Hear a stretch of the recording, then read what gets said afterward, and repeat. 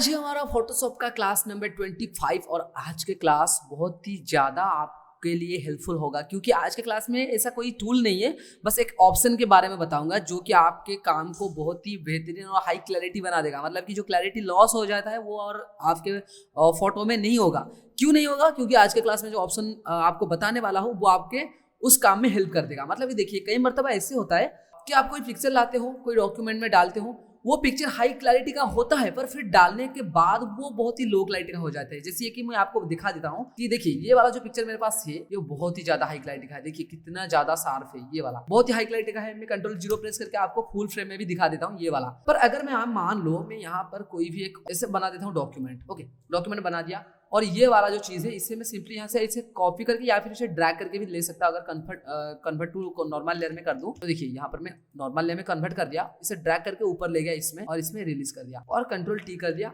और छोटा कर दिया। देखिए छोटा कर दिया इस तरह से, अभी छोटा है और कमिट कर दिया। तो यहाँ पर देखिए क्या हुआ, वो क्लैरिटी हाई क्लैरिटी का था पर यहाँ पर अभी नहीं है। क्यों नहीं है? ये आपको ये प्रॉब्लम की जो सॉल्यूशन है आज के क्लास में बताऊंगा। तो देखिए ये एक्चुअली होता क्यों है। देखिए इससे अगर मैं बहुत ही ज्यादा छोटा कर दूं, इस तरह से छोटा कर दूं, बहुत ही छोटा कर दूं और फिर वापस मुझे लगा कि नहीं यार मैंने बहुत ही छोटा कर दिया, मैं थोड़ा बड़ा कर देता, फिर वापस इस तरह से बड़ा कर दूं तो देखिए ये पिक्चर टोटली गायब हो गया। ये मुझे दिखाई नहीं दे रहा है। क्यों दिखाई नहीं दे रहा है और क्यों ये जो प्रॉब्लम दिखाई दे रहा है अभी क्यों?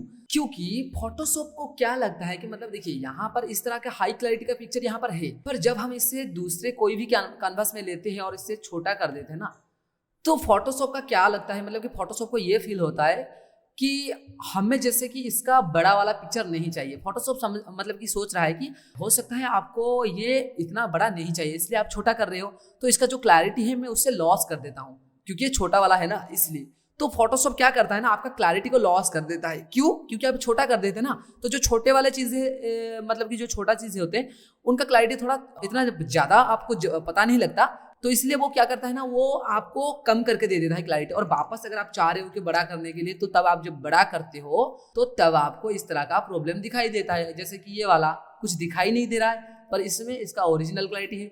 तो उसका एक हल निकाला है फोटोशॉप में, जिसने हमारे काम को बहुत अच्छी तरीके से समझ सकता है, मतलब कि जो हमारे काम को अच्छी तरह से समझता है, और वो है स्मार्ट ऑब्जेक्ट। स्मार्ट ऑब्जेक्ट क्या होता है ना, स्मार्ट ऑब्जेक्ट एक ऐसी चीज होता है जिससे आप यूज करके अपने क्लैरिटी को बरकरार रख सकते हो। मान लो मैं इसे दूसरे डॉक्यूमेंट में लेना चाहता हूँ, तो लेने से पहले आप ये करना, नॉट ओनली आप न्यू वाले डॉक्यूमेंट में, अगर आप गूगल से भी डाउनलोड करके डालते हो तो पहले आप ये कर देना, पहले न्यू डॉक्यूमेंट में ओपन कर लेना। जैसे कि मान लो इसे मैं क्लोज कर देता हूँ और मैं गूगल से इसे डाउनलोड करके रखा हुआ था, इससे मैं पहले इससे लेके इसमें नहीं डालना है, मुझे डालना किसमें, न्यू डॉक्यूमेंट में, तो ऊपर लेके रिलीज कर दूंगा। इससे मैं क्या होगा ना, देखिए यहाँ पर मैं एक बात और बता देता हूँ कि कई मर्तबा कोई छोटे छोटे चीजें आप उससे लेकर डायरेक्टली इस तरह से डाल सकते हो, पर जो चीज आप चाह रहे हो कि नहीं ये मेरे क्लैरिटी लॉस ना हो, उसे इस तरह से करना, पहले न्यू डॉक्यूमेंट में रखना और यहाँ पर नॉर्मल लेयर में कन्वर्ट कर देना। और उससे आपको क्या होगा ना, नॉर्मल लेयर में कन्वर्ट हो गया और राइट क्लिक करके यहाँ पर ऑप्शन है कन्वर्ट टू स्मार्ट ऑब्जेक्ट, इससे कर लेना। इससे देखिए यहाँ पर convert to smart object click आ गया। यहाँ पर आप अगर इससे डबल क्लिक कर दे आपको एक सेपरेट विंडो में आपके ये दिखाई देगा। ओके, तो यहाँ पर अगर आप इससे कन्वर्ट करके फिर वापस इस तरह से ड्रैग करके वहां पर ले जाओगे, यहाँ पर ले आया, फिर Ctrl+T कर दिया और वापस इसे छोटा कर दो, इस तरह से बहुत ही ज्यादा छोटा कर दिया, और फिर वापस मुझे लगा कि नहीं यार मुझे बड़ा करना है और Ctrl+T करके वापस मैं बड़ा कर दूं, तो यहाँ पर मेरा क्लैरिटी लॉस नहीं होगा। क्यों नहीं होगा? क्योंकि ये एक स्मार्ट ऑब्जेक्ट यानी कि आपके ओरिजिनल पिक्चर का जो क्लैरिटी है वो बरकरार रहेगा। पर अगर इससे मैं एक बार राइट क्लिक करके यहाँ पर रेस्टराइज लेयर यानी कि स्मार्ट ऑब्जेक्ट से रेस्टराइज कर दूंगा और फिर वापस इसे छोटा कर दूंगा, पूरी तरह से छोटा कर दूंगा और कमिट कर दूंगा, वापस आके बड़ा करूंगा, तो ये आपको वापस वही प्रॉब्लम देगा जो पिछले बार मैं क्या था, मतलब आपको करके दिखा रहा था, उसी तरह से क्लैरिटी लॉस हो जाएगा। तो आपको करना क्या है कि मतलब जो आप डाउनलोड करते हैं वो जैसे आप फोटोशॉप में लाते हो, ओरिजिनल डॉक्यूमेंट में आपको रखना नहीं है, आपको न्यू डॉक्यूमेंट में रखना है।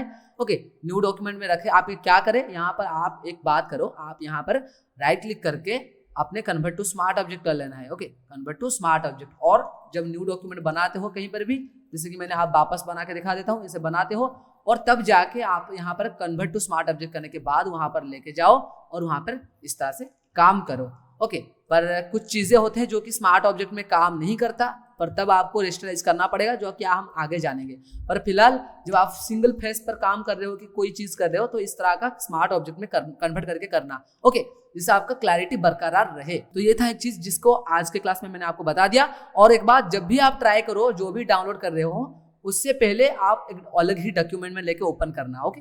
उसके बाद आप अपने जो काम कर रहे हो जिस कैनवस में उसमें लेके पेस्ट करना, कन्वर्ट टू स्मार्ट ऑब्जेक्ट करके, ओके। और एक बात आपको बता देता हूँ, जैसे कि मान लो ये वाला जो पिक्चर मेरे पास था, इससे मैं कई मरतबा यहाँ पर लेके पेस्ट कर दिया, इस तरह से Ctrl+T छोटा कर दिया और उसको ऑल्ट के साथ क्लिक करके डुप्लीकेट डुप्लीकेट डुप्लीकेट इस तरह से लेते जाया, मतलब लेते गया। यहाँ पर आप Ctrl+J करके भी ले सकते थे, पर यहाँ पर मैंने ऑल्ट कंट्रोल कुछ प्रेस करके ऑल्ट को और लेफ्ट क्लिक को यहाँ पर कॉपी ले लिया और यह सबको मैं सिलेक्ट कर दिया और राइट क्लिक किया और कन्वर्ट टू स्मार्ट ऑब्जेक्ट। ये सारे अभी एक ही लेयर में कन्वर्ट हो गया, मतलब कि अगर इसके ऊपर मैं डबल क्लिक कर दूं तो अलग ही विंडो में आपका वो सारे लेयर यहाँ पर सेपरेट ओपन हो जाएगा, ओके।